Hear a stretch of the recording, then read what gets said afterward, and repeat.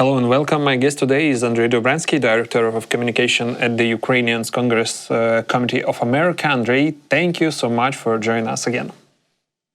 And thank you for having me again. So, Macron says Trump finally got that Putin lied to him about peace in Ukraine. Okay, and what now? Reminds everybody of the moment when Steve Witkoff, the special representative to Russia, as well as the Middle East and Iran, when he had what he thought negotiated a ceasefire with Israel and Hamas, only to declare 1 week later that Hamas lied to him and he was surprised at this. So this is very much in line with the Trump administration, declaring things that the rest of the world readily knows. We know that Putin is a liar, we know that he's a war criminal, and we know that he needs to be not only stopped, but he needs to be prosecuted for a fair and just peace.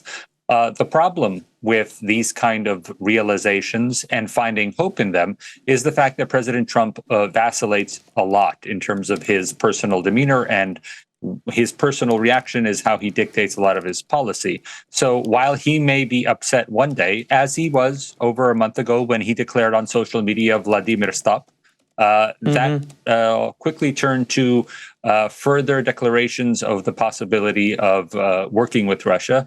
And as we know, that up until this moment, we still have negotiations going on between Russia and the United States about some kind of potential trade deal. So no matter what President Trump declares, it is really the actions after the fact that we need to see happen. So are there going to be new sanctions? Are there going to be increased weapon systems sent to Ukraine? These are the actions that would show us that there is a change in policy, as opposed to just what we heard when President Trump was at the airport yesterday, as well as his social media declaration as well. Okay, Trump says Putin has gone totally crazy. At the same time, he blames Zelensky for causing problems. So who's really the problem for Trump here? And does that mean he'll finally get tougher on Putin? I believe reality is the problem for President Trump. The way the world exists, it does not act in the way that he wants it. This doesn't just apply to the international relations between the United States, Ukraine, and or Russia, but also his approach to international economics and the tariff war, and why aren't prices going in the way he wants. He's very upset at the Central Bank of the United States, the Federal Reserve, for not listening to him, even though it is a separate entity and declares its own actions by itself. So in this respect, yes, he as soon as he declares his being upset with President Putin, he also must include the fact that President Zelensky doesn't do everything that he wants either. Although we must point out to President Trump, and we activists here in the United States do point out to both the news sources as well as to elected officials that as almost as quickly as President Trump asks for something, Ukraine responds pretty quickly, as opposed to Russia. We must point out that it is President Zelensky who acceded to a full ceasefire, not President Putin.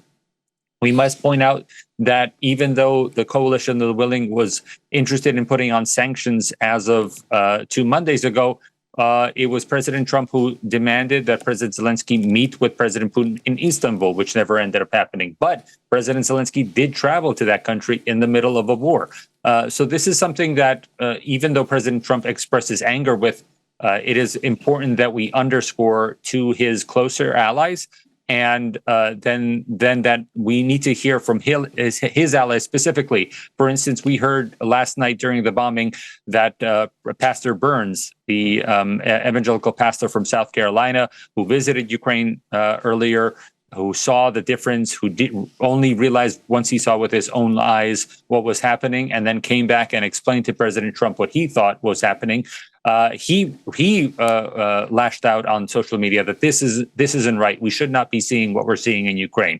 So it's a combination of activists explaining to Republican officials, but also Americans with knowledge of what's happening in Ukraine. They need to talk to President Trump as well. Moscow keeps using fake Ukraine hit us first excuses to cover up its war crimes. Is Trump still buying that old trick? It's not so much whether he's buying it, but it seems that there are people in the circle of President Trump, whether it's official members of his administration or special representatives like Steve Witkoff. We know that Steve Witkoff has broken off conversations with Russia in person until there was any movement. He seems to be fully focused on Iran going forward and not sitting and meeting with Russian officials. For instance, he wasn't even involved in any potential talks in Turkey when that was happening. We know that the State Department had representatives, including Marco Rubio there, as well as KeithKellogg now seems to be elevated back into a prime position to be a part of the negotiating team, as opposed to Steve Witkoff 2 months ago. We thought that was completely reversed. So this is what needs to be happening. We need to see the right people being involved in the negotiations, and the right people are the ones who visit Ukraine. Steve Witkoff has not, President Trump has not, J.D. Vance has not, and we need to, once they go to Ukraine, they can explain more cogently to President Trump what is happening, that these lies that President Putin is saying, the lies are self-evident if you simply watch online, but if you go to Ukraine itself, you see the lies directly. You see the children that are being targeted. You see the fact that an increasing amount of civilians have been targeted since President Trump took office. And that should be the number one fact that should be underscored for President Trump, that since he came to office, he is not helping the situation. Actually, the situation is getting worse. And building on that, Trump didn't like what Zelensky said about the U.S. Being silent, and now he's pointing fingers. Is he really gonna walk away from Ukraine over that? President Trump, I don't believe so, but this is part of a strategy. So the strategy needs to be much like sanctions. So I had a lot of conversations with American experts over the weekend, and also regular Americans, talking about sanctions and why sanctions don't work. And my explanation is that sanctions are just one weapon. We never use just one weapon when doing a broad strategy to cripple an opponent. This was a big problem in the air campaign against Yugoslavia in the 2000s. Also the air campaign against Libya and other nations more recently. You cannot rely on one playing field, one battlefield, to completely overwhelm your opponent. And so we cannot rely simply on sanctions. We need to increase military support. We need to increase diplomatic support, as well as supporting Ukraine's case for an international tribunal on war crimes. All of these things work together to pressure the enemy. Similarly, we can't rely just on good-natured relations between our two countries. Sometimes, from time to time, President Zelensky needs to point out that the facts aren't being recognized by the United States. He did this when Bridget Brink, the former ambassador, did not mention Russia in a social media post when she was still ambassador in Kyiv. Similarly, this time, he needs to point out that these massive attacks that have happened for 3 days in a row, where civilians are specifically being targeted, we cannot let that go as a nation and not point out directly to the Americans, what are you talking about? When Marco Rubio was testifying all of last week that we're making progress, we're clearly not making progress if these attacks are ramping up. So it's good that President Zelensky uses that selectively. It's not every day that he calls out the United States, but in this case, it definitely helps. And again, it's just one part of the entire scale of a attention campaign that needs to be constantly brought up in the West, constantly bringing up Ukraine, because the United States specifically will easily not talk about Ukraine for weeks at a time unless there is something coming out of Ukraine forcing the attention. So I want to talk about weapon, because while the U.S. is pulling back from talks and dragging its feet on more aid, Russia's making moves. But now we're seeing a shift. Western countries are lifting limit on long-range weapons. So what's the deal with those German Taurus missile? Are they finally coming or not? I think this is part of this multi-vector campaign I was talking about. It can't be just sanctions. It can't be just America supplying weapons. And we know that it's been Ukraine developing its own weapons technology, developing weapons within Ukraine, as well as Europe stepping up and really increasing the percentage of weapons it's supplying. But specifically, that last 20% of weapons is what we're talking about here. The more high-tech weapons, the more lethal weapons when you go further downrange. We know that Ukraine has developed its own rockets of intermediate range. We know that its drones specifically have been targeting Russia at a very great distance.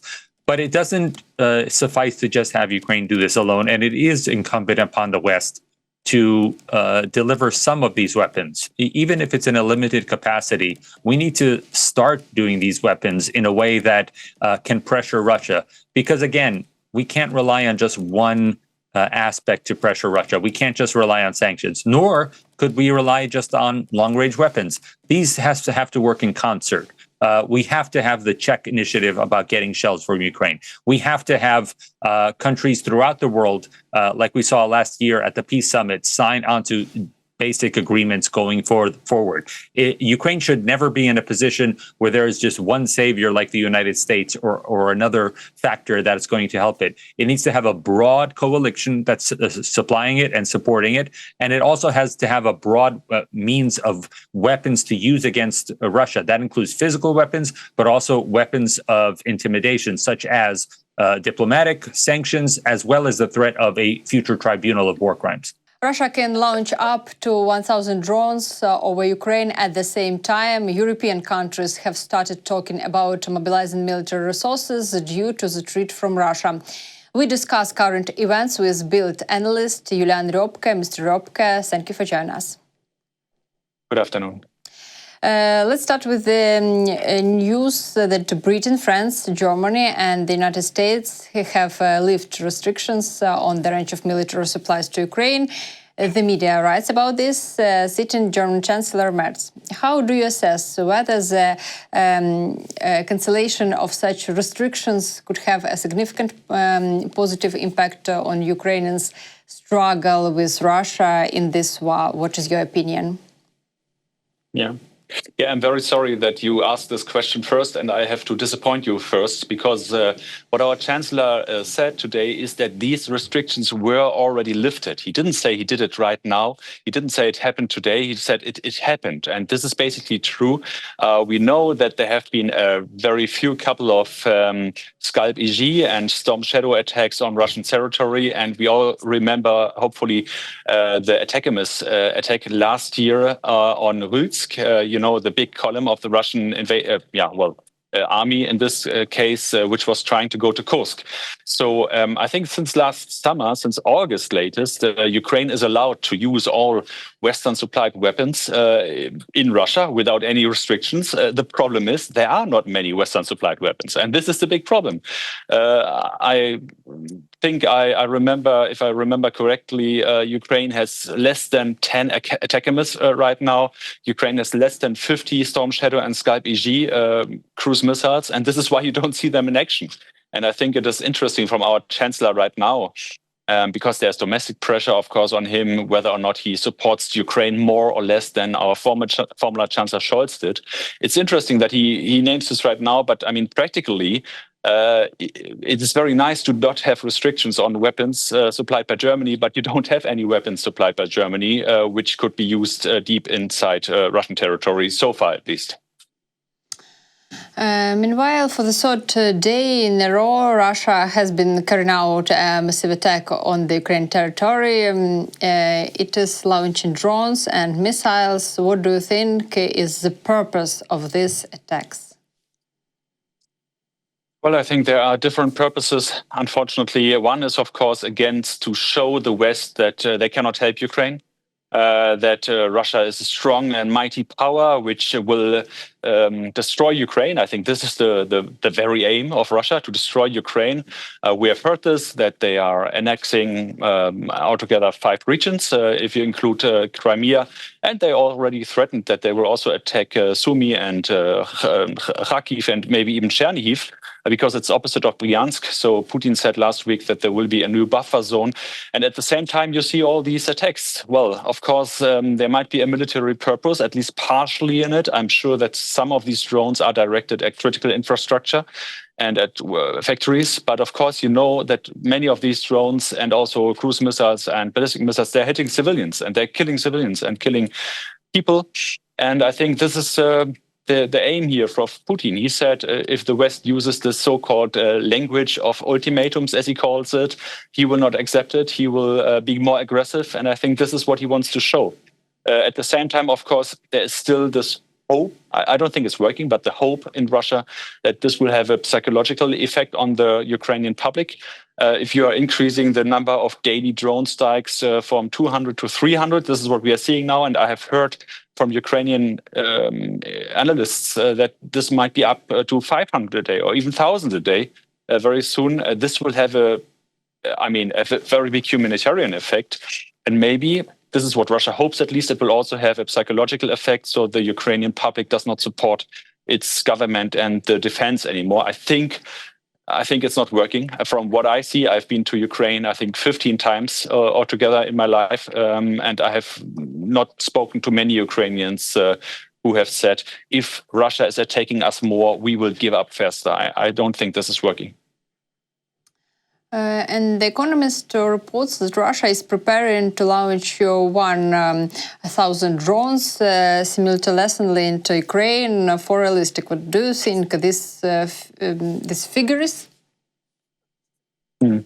Well, I think Ukrainian military has said some days ago it should be 500 soon. I think this is realistic. Of course, I mean, Russia is still increasing its military production. We have seen these images from the factories, from the Shahid or Geran-2 factories. They are producing very fast. They are producing even more. As everyone knows, Russia still gets, if I'm not mistaken, 640 million euros of income out of resource export every day. This is so much money. This is much more than all European Union and American sanctions are stopping Russia to flow. And of course, you know that the biggest trade partners of Russia are China, India, and Turkey. And if you look at these three countries, there are no restrictions so far. No American secondary sanctions, no German or European secondary sanctions. So far, Russia has enough potential, financial resources to build more and more of these drones. And as I said before, there are different reasons to launch them. One is strategic, one is psychological, another one is symbolic. And all of these reasons, I think, work together and are important to Mr. Putin. So he will try to increase the number of daily terror drone attacks on Ukraine. And what do you know about Russia's possibilities to produce this number of drones? Yeah. Well, I cannot look into the Russian industry, but as I just said, it's Ukrainian army analysis saying that they will soon be ready to launch 500 a day of the Shahid. This is a lot. This is almost it doubles from what Russia has been able to launch 6 months ago. So I think it's still increasing. I mean, this is what we are seeing. We are not seeing anything else. I know Ukraine is striking some of the factories, but to be very honest, I think it has very, very minor effect.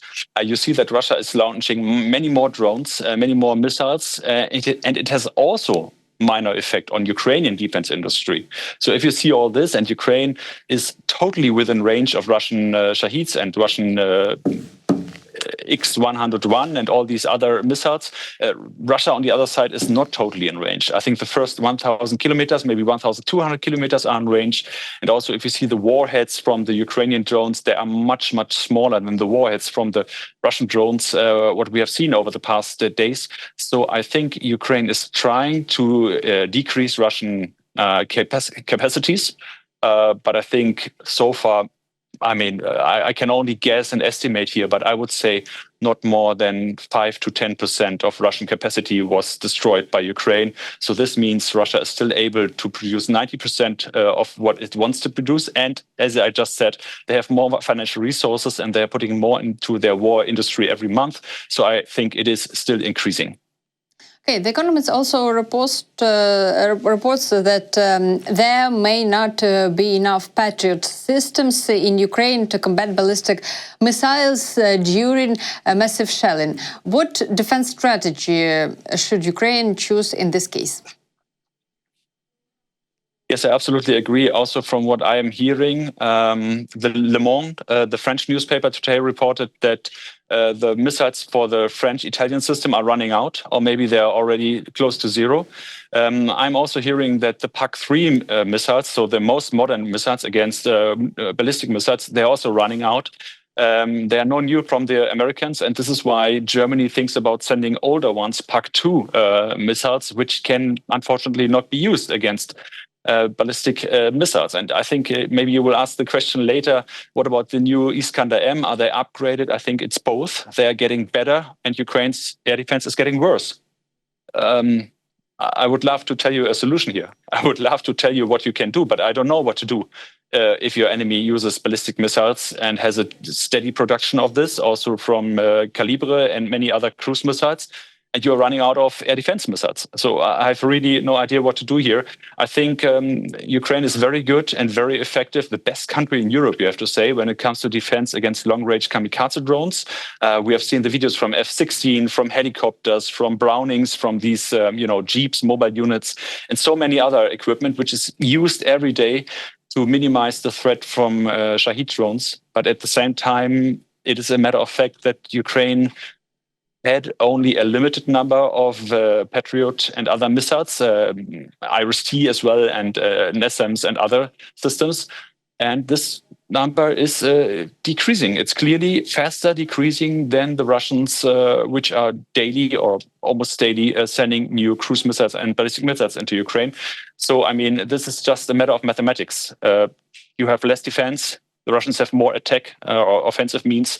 So this means the results will be even more bitter over the next weeks, months, and if it goes on, years. Vladimir Zelensky is going to Germany with the official visit on this Wednesday. How do you think can we count on more news about weapons? More good news, I mean. Yeah, I think there has been enough hugging, I would say. There has been so much hugging between Mr. Merz and Mr. Zelensky and Mr. Starmer and Mr. Macron and Mr. Duda. And we saw in the end that it didn't help. It didn't convince Mr. Trump. This is one thing. Sorry. It doesn't convince Mr. Trump to increase the sanctions. Can you still hear me? Yes, I hear you. You can. Okay, sorry. I got a call and now I cannot see you anymore. No, it's okay. Sorry. I try okay, once again. Okay, yes. Sorry. Okay, so I answer again your question. Okay, so I think there's no more time for hugging. There has been so many hugs in Kyiv between the leaders, Starmer, Macron, Duda, Merz, and Zelensky, and it didn't convince Mr. Trump in the United States. So it just didn't help much. So I think if Chancellor Merz is inviting President Zelensky now to Berlin, there have to be announcements. There have to be something new on the table, and there have to be announcements also of weapons deliveries. I don't know of which kind. I don't know if Mr. Merz will jump over his own shadow and deliver Taurus. I don't know if he will increase the German support, for example, for the Ukrainian defense industry, which would also be interesting, or if he will maybe give other weapons packages. You know, we have given a lot. Germany has given a lot. I think 12 billion worth in euros so far, which we have given to Ukraine in terms of defense capabilities.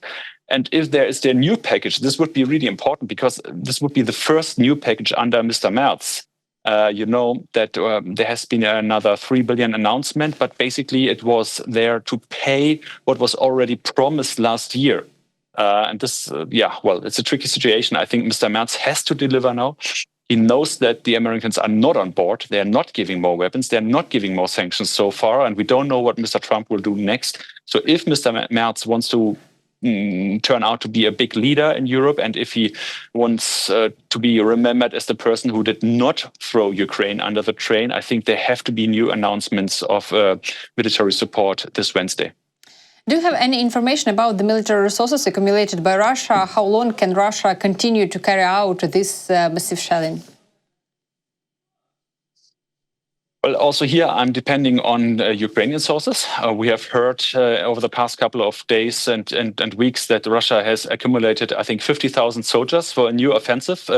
We have seen the shelling in Vovchansk. We have seen the shelling also coming from Kupiansk area to northern Sumy area. We know that the Russians are building a stronger bridgehead there. You know, they already occupy, I think, 5 or 6 villages north of Yanukivka. I think the most southern one is Loknya. And they're trying to advance. So they are trying to build this buffer zone as we speak. I don't expect this giant new offensive starting today and suddenly then 10,000 soldiers are moving forward. I think what we have to expect is something that, like what we have seen last year in Lipsy and Röpcke area north of Kharkiv and in Vovchansk area, that Russia will cross the border and they will try to slowly move forward. And I think it's still possible, yes, from what I'm seeing, and especially what I'm seeing also in the drone sector. You know, these fiber wire guided drones. I think in the first last year we have seen them in Kursk first. And then I have heard some Ukrainian analysts saying, yes, but they are not reliable and 90% of them crash. And it's really hard with these fiber wire, these 10-kilometer cable behind them. And now we are seeing 1,000 fiber wire drones per day being used by Russia. And it absolutely changes the battlefield. It absolutely changes how Ukrainian soldiers can move. And basically every civilian or military vehicle, you know, many of the vehicles unfortunately are not armed, are pickups, within 10 to 20 kilometers of the front line, they're getting destroyed by Russia right now. I don't want to say it's a game changer because many things were called a game changer, and in the end, the other side could adapt to it and could find something to counter it. So I hope Ukraine will find something to counter the fiber wire drones, but it is a massive increase in fighting capacity from the Russian side. You know, in the beginning, they were in Kursk, then they were the first in Kharkiv, then there were some in Donetsk, and now they are along the entire front. So it's a 1,000 kilometers long front where they are using fiber wire guided drones over the entire area. And I think, and I hear from Ukrainian soldiers that this makes it even more hard for them and more dangerous for them to defend Ukraine. So you think that now it's differs the situation of this year of this so-called summer offensive is not the summer offensive last year, as I understand you. Yes, absolutely. I mean, last year you were getting like every month, you were getting Bradleys from the United States, you were getting Marders from Germany, you were still building your brigades in the background. They were being trained and built. And what about this year? I mean, how many armored vehicles are you still getting? It's a very small number, I would say. Last year there was much optimism about the F-16. They were all coming. Now we heard from Netherlands over the past days that the last are coming right now. We have seen, I think, 3 crashes so far, which does not mean that they are all used. I think there are still 20, 30 in background, which can be used. But still, I mean, the resupply right now, it's very small, I would say. It's much smaller than last year. Of course, the Ukrainian industry is better, and this is a good thing. The Ukrainian industry is producing more FPV drones, is producing more Bogdanas, is producing more artillery, ammunition, and so on. So a lot of things. Also these long-range drones, which are almost every night hitting Russian strategic targets, they are getting built, many more than in the past. But still, I think Mr. Putin recently bragged about that he would now have 60,000 new volunteers to fight and kill and die in Ukraine every month. And from what I hear, these numbers are almost correct. I also had another estimate from a pro-Ukrainian source some days ago. It said 1,500 a day, which would make 45,000 per month.